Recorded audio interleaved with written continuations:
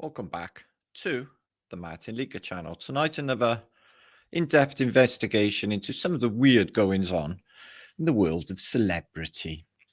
Tonight, we're going to look at an unusual story, actually. Make your own mind up about all this, obviously. I'm just going to do my take on this story of... It's like a movie, a story of lust, greed, and jealousy. The story revolving around the very famous Michael Hutchence, which I'm sure his name's been changed by Mandela effect. I don't ever remember it being spelled that way. Michael Hutchence of Inxs, the rock god, the true rock god. This guy here, who is Bob Geldof, Sir Bob Geldof nowadays, who I've seen myself many years ago with the Boomtown Rats. I've never been a fan myself since I seen him sucking up and hanging around with politicians. I knew something was askew right back then. Plus the story of Live Aid, which we'll get to in a minute. So we're going to cover the story of these dynasties of Hutchence and Bob Geldof and his daughter Peaches, the Paula Yates, the wife of both of them, a beautiful Paula Yates. We're going to look into that. Make your own mind up. Hope you enjoy this video. So here is Bob Geldof, who acted in the film The Wall by Pink Floyd. Comfortably Numb, there'll be no more but you may feel a little sick. So there he is. It was, to me, I couldn't get over it. Me and my mother once discussed this, how this scruffy Irishman could get so powerful and so rich. But turns out he's not just a pop star, he's a bit of a philanthropist. I can't say that. Bit of an entrepreneur is Sir Bob Geldof. We'll have a little look into his life. Now, this pretty lady here, although I found it really unusual that she had such a deep voice and she sounded really posh for a Welsh lady, but she was from North Wales, is Paula Yates. We'll look into her a little bit as well. She was a really lovely lady, I thought, beautiful. And she got involved with, was girlfriend with Bob Geldof. He did well, didn't he? Look at the state of him with her. And had 3 children. And they were together some years. They got later married, Bob Geldof and Paula Yates, in 1984. They went to Las Vegas. And here you can see them together before the Hutchence came along. So, yeah, they had the babies, Fifi,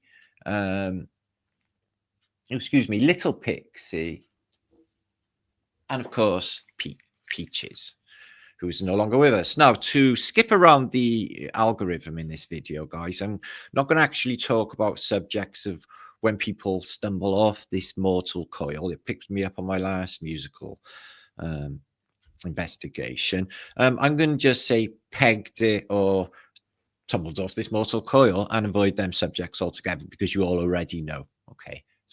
So there he is. He looks like he's been dragged through a fucking hedge backwards, don't he? The scruffy bastard. We'll look into him a little bit in a minute. Anyway, I really liked Paula Yates. I thought she was really, really yummy. And on the big breakfast in the morning, I'd sit there fondly looking at Paula Yates. But years later on the big breakfast, they had a much better host, Denise Van Houten. Oh my God, did you see Denise Van Houten? Anyway, I digress. So there he is, scruffy Irishman. I'm going to look into him in a minute. Bit of a rich man, but she's not really into him. She's not into him really. They talked about their sex life. There he is with his old buddy. This is where I lost any interest in this man way back. With Margaret Thatcher, you know, the lady who closed all the Welsh mines and starved millions out and never give a fuck about anyone really, the Iron Lady. But part of the Hegelian dialectic, he was this, you know, this supposed to be radical, free-thinking man who's trying to raise money for the woeful poor of Africa. We'll get into that. I've got evidence of that never happened, the Live Aid money gathering thing. The money went elsewhere. Margaret Thatcher, and he actually uses the F word, and he says, excuse me, you know, in all fairness, Lady Thatcher. But you can see the smugness and the smile because they're just 2 actors in a bigger game. Bob Geldof, who is now knighted. And years ago, back in the 1980s, the biggest concert in the history of concerts. It was amazing. I remember the day so clearly. It was a beautiful day. All speakers up in the garden, a big party for Live Aid. It was in Philadelphia, in Wembley Stadium. The very famous Queen played the best concert. Freddie was the best. He was on fire. It was just stunning. But he was raising money for these pictures that were coming over the TV of this terrible famine in Ethiopia. Well, when I was in the Merchant Navy, I met a sailor who, in the Stella Maris in Rotterdam, who sailed these ships, the food and the stuff that they bought through Live Aid. And he said, oh, no, we never got to Ethiopia. We unloaded it all in Sudan. And it was all just like a money raiser and gangsterism. And nobody actually, the only people that got rich were him, and he got super famous. All these stars got publicity. Their careers were a bit plummetty. Live Aid revived a lot of careers. You can see how important Bob Geldof. There he is with the King and Lady Di, who coincidentally died. Really weird. There he is. So he rose in power. The scruffy Irishman. So why is he so powerful? Who is he from? A certain bloodline? Wink, wink. There he is alongside Tony Blair, who just speaks volumes. The great ambassador for peace and humanity. Such a humanitarian. Anyway, there he is, Bob Geldof. There's a few weird things about his life. His name is Robert Frederick Zenon Geldof. Very German Jewish sort of name that is, isn't it? Let's have a look. Anyway, he's famous for Band-Aid, and Band-Aid 2, which was a bit of a flop, actually. They tried to do it again. He got honored. He had a KBE, I'm not sure what that is. Most Excellent Order of the British Empire for contributions to arts. Obviously not sciences. Anyway, in early life, he's of German Jewish descent. Well, that explains some things. Now, his early careers in a punk rock band I have seen, they were pretty good. Myriad from I Don't Like Mondays. There was She's So 20th Century, She's So 1970s. She's got the right things to say because she's a modern girl. Oh, yeah. So they had a good few tracks, and I did see them. They were okay back in the day. Anyway, so the Boomtown Rats, he got famous, but his charity work, remember Jimmy Savile was big on charity work, wasn't he? Not that I'm saying there's any connection that with this, but just saying it's a bit of a, well, we all know it's a tax hike anyway, isn't it? Charity work. Amnesty International, he did benefit shows like the Secret Policeman's Ball with the people from Not the 9 O'Clock News, held at Drury Lane. I do remember that. He did the Live Aid, Band-Aid with all the biggest stars, managed to hustle everybody together to get their revitalize their ailing careers because no one was actually giving a shit anymore. And a charity single for the proceeds to go to Ebola victims in West Africa. I must say that he's awfully amazing. Live Aid, okay, that is for famine victims. Oh God, fucking hell. Commission for Africa, their famine relief, Addis Ababa. As I was just explained, I've got evidence, personal evidence, that never really happened. Africa Progress Panel, I think he got kicked out. Daytime One campaign, and then Ukraine Benefits, we got his nose in that as well. But he gets criticism for his charity work. He gets kicked out of some organisations because he's got a bit of a problem with finances, I think. But anyway. So let's make our minds up anyway. So did he have any financial issues? Well, he sure did. In fact, he's in a bit of shit at the moment. I wonder if they'll take his posthumous award from the Queen or King away from him. Tax claims. Geldof was involved in a legal dispute over the funding of his 2011 album, How to Compose Popular Songs That Will Sell. The Sunday Times report that Geldof misrepresented the record's funding and provided invoices that were 5 times more than needed. Oops. So that is fraud and tax evasion right there. Geldof's assets were frozen after bankruptcy petition from a Landhurst Leasing, a company that supplied classical cars. The company claimed that Geldof was not paid for some of the cars and that the letters and reminders went unanswered. So he's not really up on his. He's a big charity worker. Yeah, he's not paying his own taxes, or he's trying to dodge it. And he's involved in bankruptcy, and he's not paying for his flashy cars. But he earned a lot of money back in 1999 because he was a co-owner of Planet 24, a TV production company that made The Big Breakfast that Paula Yates was got famous on Channel 4. And it was sold to Carlton TV in 1999. He made a fair few quid out of that. But you can see that there's some things about his tax problems right there. Okay, he has co-ownership. How much did he earn? How much did he get for Live Aid? Because they all earned a stack of money. There was 100,000 people in Wembley. He never received a penny. Well, he didn't need to because he got 35 million, didn't he? Anyway, we're moving on. Let's have a little look at his rival. No, this man came along then in the 90s and met Paula Yates, who was Bob Geldof's girlfriend. She fell instantly in love. I mean, them. I'll show you photographs in a minute. Dr. Love here, okay, Mr. Hutchence himself.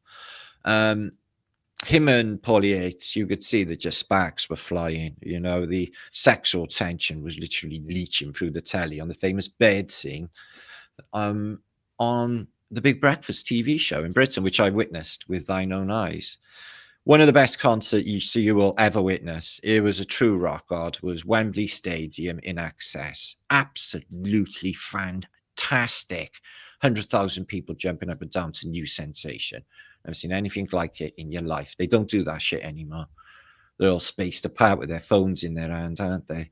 So he was fantastically talented, a real musician, and just had what it takes. He was a rock god. And the music of Inxs is really brilliant. So he was also a fanny magnet.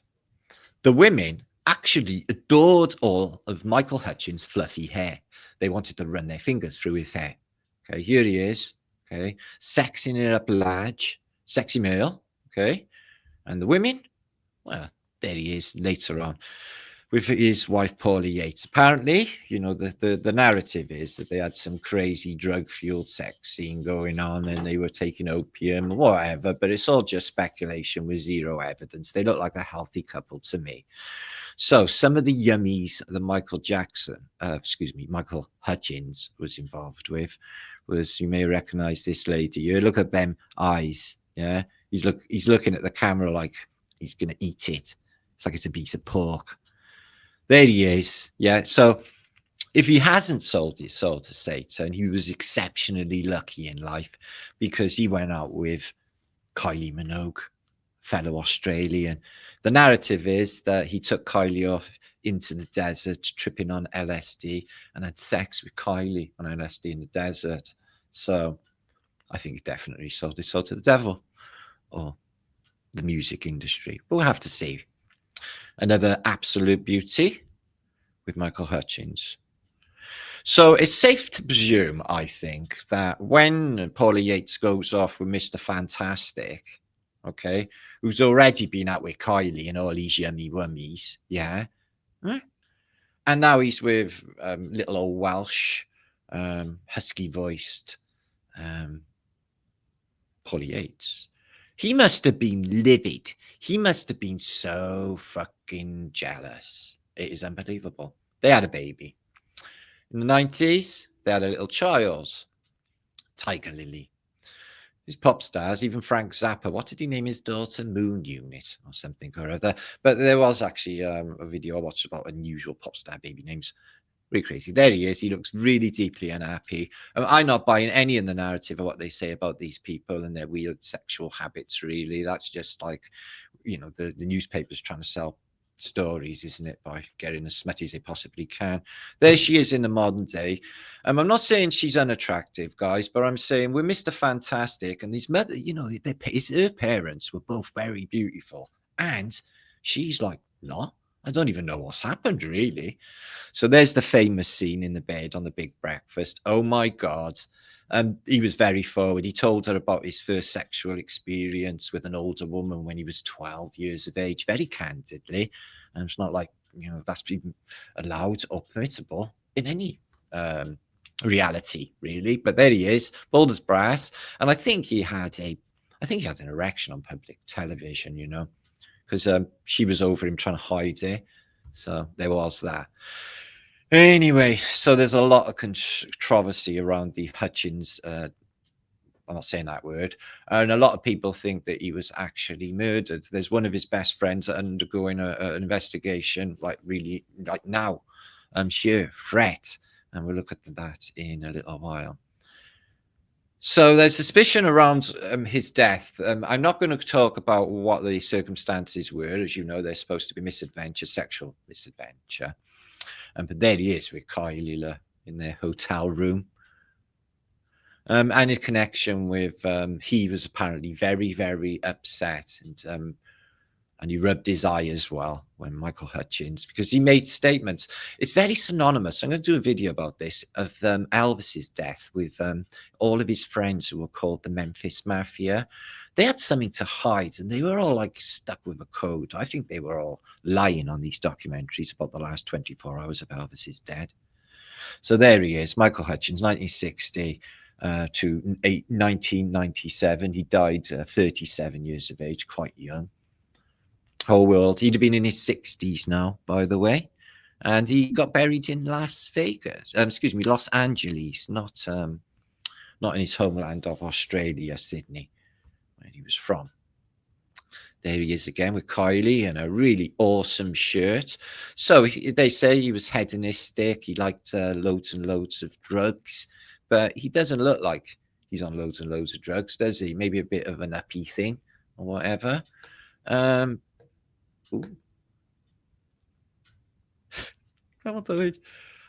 there he is again with yummy Kylie Minogue. Oh God, I'm actually jealous. No wonder Bob was. So yeah, so Bob had to lose his girlfriend since the 1960s, since 1970, 6 when he met her. So let's think a little bit about Michael Hutchence, who was absolutely Mr. Fantastic. Okay. So he died. We know how. I don't talk about that. Let's see if the algorithm stays away. So who did Michael Hutchence leave his money to? Shortly after Tiger Lily was born, Michael Hutchence rewrote his will. After charity donations to Amnesty International and Greenpeace, he bequeathed 50% of his assets to Tiger, of which she would not see until she was 25. That's not actually true. We're going to look into that in a minute. His daughter got exceptionally rich on the death of her father. Okay, bear that in mind. And they met on the Big Brother and the Tube television programs, which is what she was famous for, Paula Yates. And Paula Yates we'll look into in a little minute. There's a few unusual things out there. What age would he have been now? He would have been 64 years of age. And is Tiger Lily Bob Geldof's daughter? Singer Bob Geldof's daughter, Tiger Lily, arrives at an after party. UK Premier Scooby-Doo. Holding the daughter, Heavenly Tiger Lily, and his daughter, Pixie Geldof. Right, so it isn't his daughter. It is the daughter of Hutchence and Paula Yates. And when they are no longer with us, he manages to take custody and guardianship of the daughter, Lily, conveniently. No, there's some another thing about Inxs is Michael Hutchence had no sense of taste. Apparently, years before he died, 5 years before he died, he had an accident which I don't really give too many details about. But he had brain damage, and apparently he had no sense of taste. So they say, which is really unusual. But one of his records, Inxs's records, speaks volumes. I see it from the Phoenician paradigm. I see it highly sinister, and it's this. Yet it's me. I am the one to make you see where we belong. I was shaking like a leaf, all wrapped up in my dirty sheets. If I agree to what comes next, I will be faking with the best of them.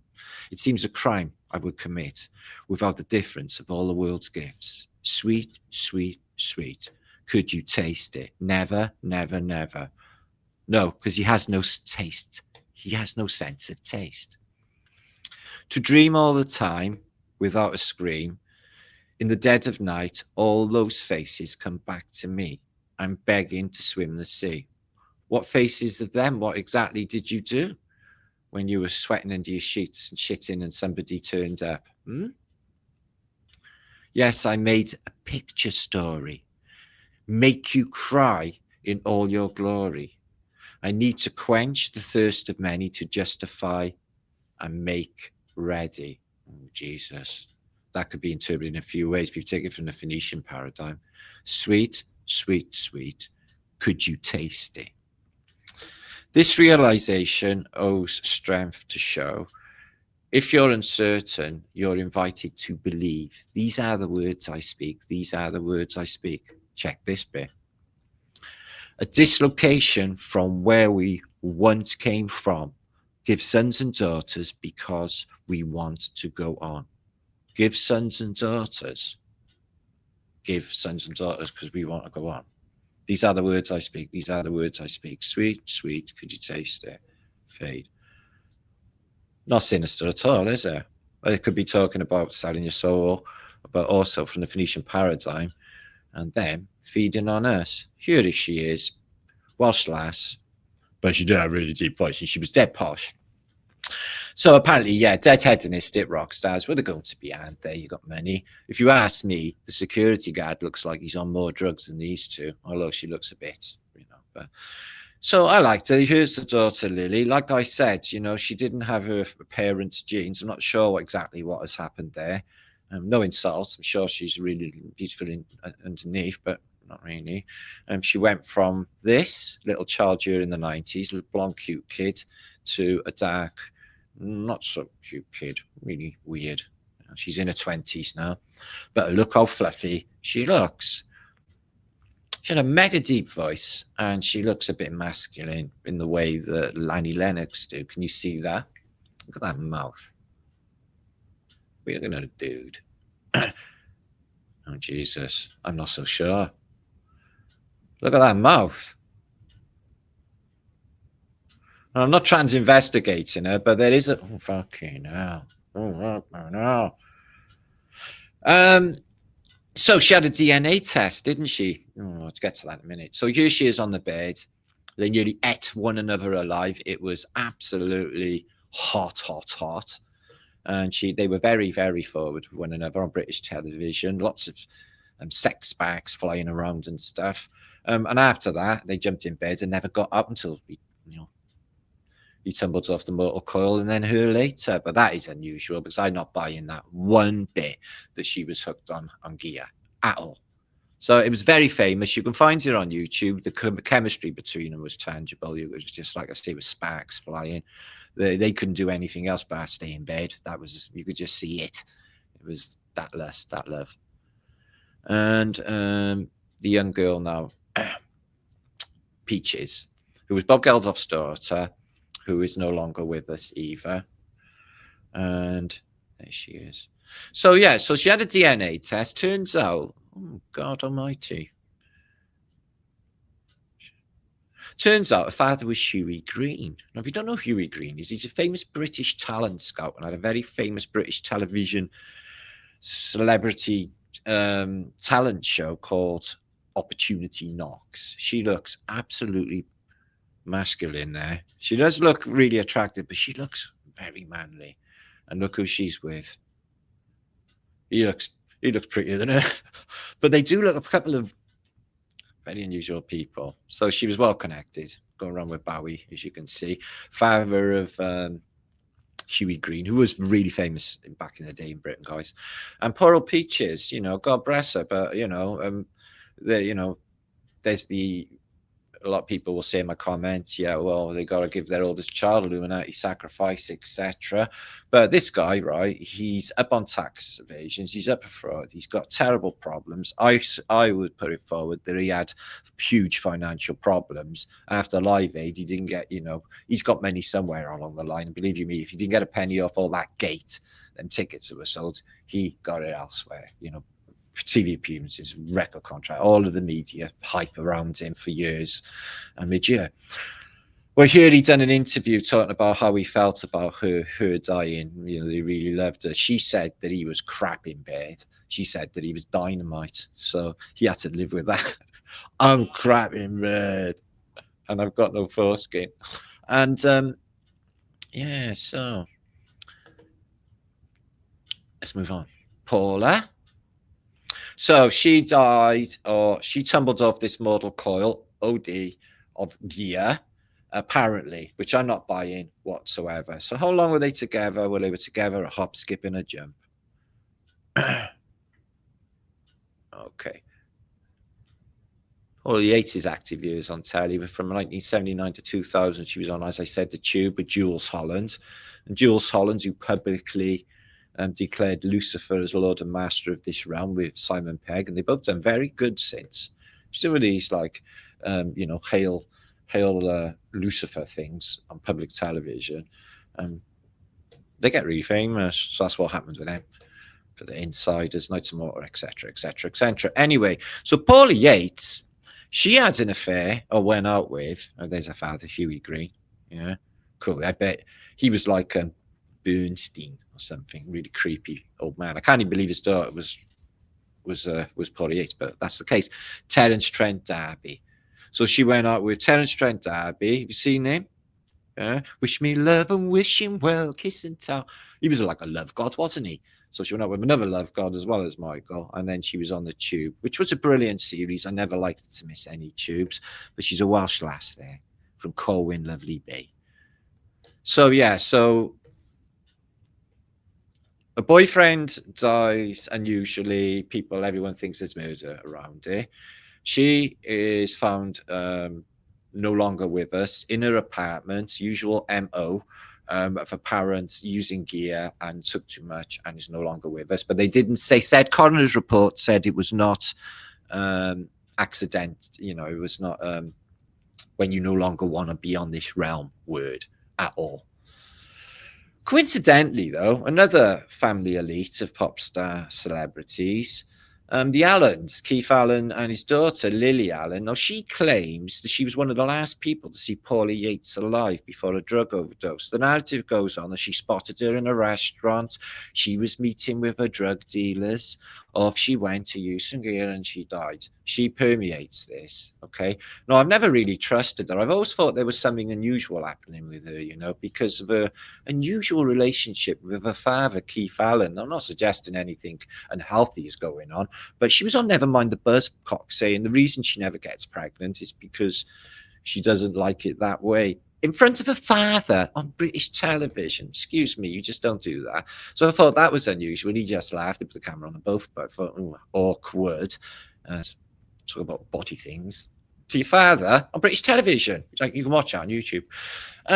So nowadays, Lily, she make you smile because she's showing her fanny on OnlyFans. So there's that.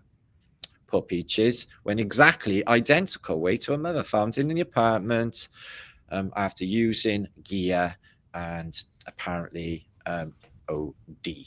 Again, exactly the same narrative as a mother, which in my recollection, in my mind, is I don't even know how many astronomical odds against that would be for mother and daughter to go the same way years. I don't want to click that because I don't want to bring that word up. The analytic is watching, and I'm tiptoeing around. Okay, you can see what it says there. Highly unusual. Now, the surviving daughter, who didn't download her mother's father's DNA, is Tiger Lily Hutchence Geldof. Well, why is she called Geldof? She's called Geldof because guardianship was given to Bob Geldof after the death of her parents. Hang on. So he's got shit financial problems. He's jealous as fuck because of Mr. Fantastic. And now he ends up with their daughter, who's just come into a massive fortune. Well, that's handy, isn't it?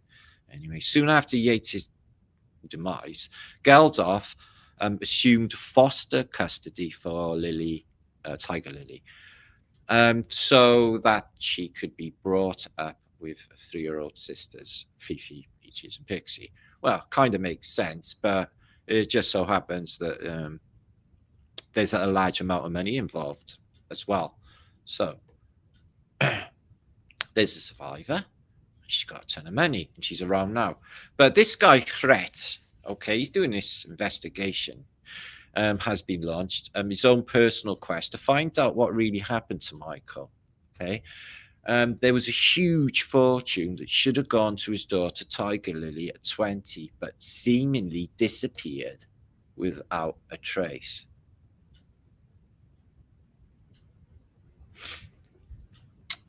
Well, make your own mind up about that.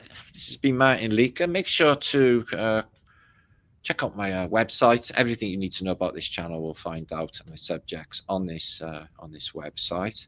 That's been me picking apart that unusual case, and it's multi-layered. You know, all these families are all tied in the same way as Hollywood are all tied in. Anything you can add in the comments about this unusual case, please let me know. I hope you enjoyed that today. Flat fumage.